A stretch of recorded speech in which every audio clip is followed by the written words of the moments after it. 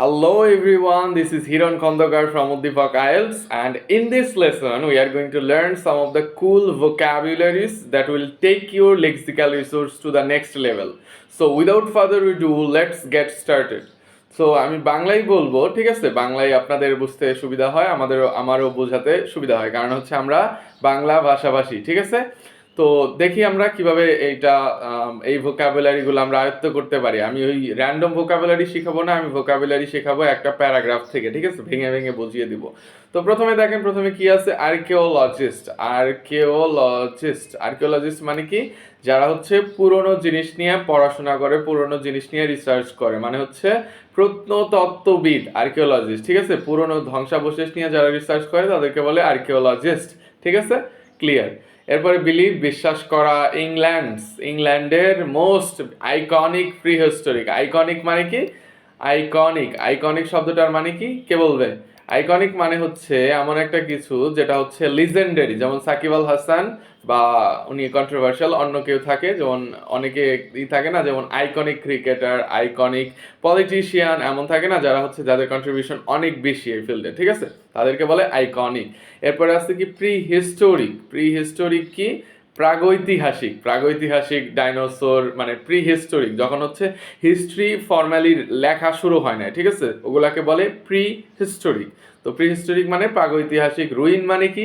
Ruin মানে দেখেন, এটা যদি ভার্ব হিসেবে ব্যবহৃত হতো তাহলে মানে কারো কোনো কিছু নষ্ট করাই, বলে না, oh you have ruined my day, আমার দিনটাই নষ্ট করে দিছো, ঠিক আছে? বাট এখানে রুইন বলতে বোঝাচ্ছে ধ্বংসাবশেষ, পুরনো কোনো জিনিস, মানে ধ্বংস হয়ে যতটুকু অবশিষ্ট আছে ওইটাকে বলে রুইন, ঠিক আছে?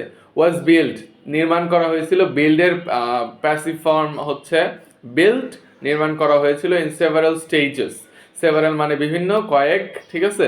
ধাপে। স্টেজেস মানে কয়েক পর্যায়ে বা কয়েক ধাপে, ঠিক আছে? উইথ দ্য আর্লিয়েস্ট মানে কি? উইথ দ্য আর্লিয়েস্ট এটা কিন্তু আর্লিয়েস্টের নাউন হিসেবে ব্যবহৃত হয়েছে, ঠিক আছে? নাউন, দা আছে আগে, আর্টিকেল আছে, তো এটা নাউন।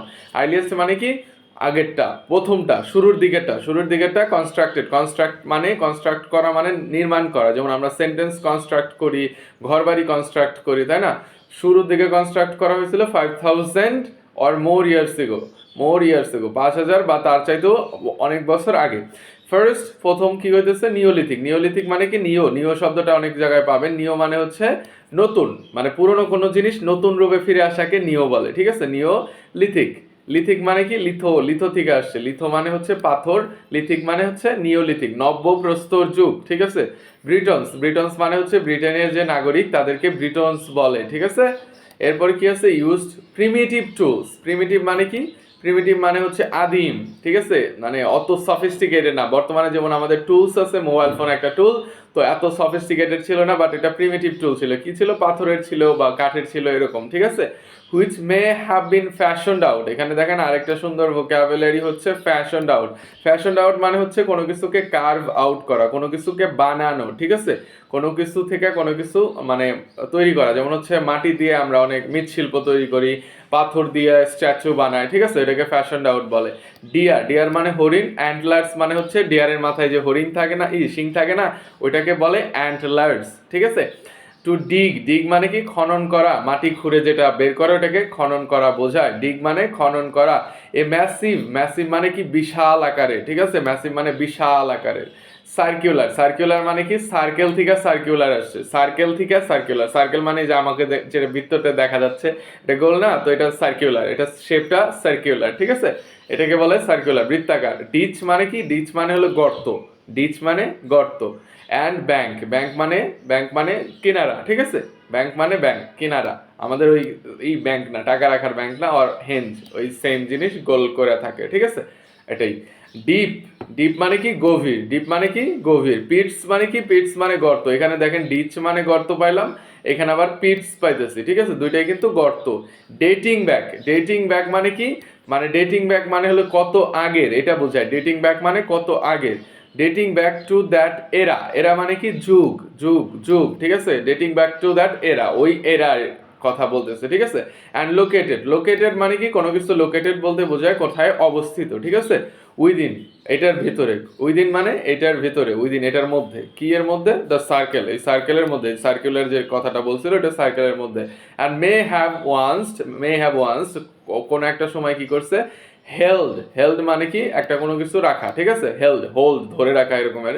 আর রিং, রিং মানে তো, রিং মানে বুঝি ইয়ার রিং হয়, ইয়ার রিং হয় মানে ফিঙ্গার রিং হয়, ঠিক আছে। তো timber, timber post, timber post মানে কি, টিম্বার মানে হচ্ছে কাঠের কোনো একটা জিনিস, ঠিক আছে, কাঠ নির্মিত, গাছের কাঠ দেওয়া। টিম্বার পোস্ট মানে কি, ধরেন যে ওই আমাদের ইলেকট্রিক পোল আছে না, বৈদ্যুতিক খুঁটি, ওখানে কিছু টিম্বার পোস্ট কিন্তু থাকে, ঠিক আছে, কাঠের খুঁটি আছে না অনেক জায়গায় থাকে, তো এটাকে পোস্ট বলবো, ঠিক আছে। অ্যাকর্ডিং টু, অ্যাকর্ডিং টু মানে হচ্ছে অনুসারে, এটা অনুসারে, অ্যাকর্ডিং টু মানে এটা অনুসারে। টু সাম, সাম মানে কিছু, স্কলার্স, স্কলার্স মানে কি, রিসার্চার্স গবেষক, ঠিক আছে, পণ্ডিত, ঠিক আছে, কোন একটা পার্টিকুলার ফিল্ডের পণ্ডিত, পণ্ডিত মানে এখানে কিন্তু বোঝাচ্ছে না, কোনো নেগেটিভ কোনো কিছু বোঝাচ্ছে না, এখানে হচ্ছে পজিটিভ পণ্ডিত, ঠিক আছে, কোনো বিষয়ের স্পেশালিস্ট। তো এই ছোট্ট লেসনটা আশা করি ভালো লেগেছে, ভালো লাগলে do comments, likes and subscribe. ভালো থাকবেন সবাই।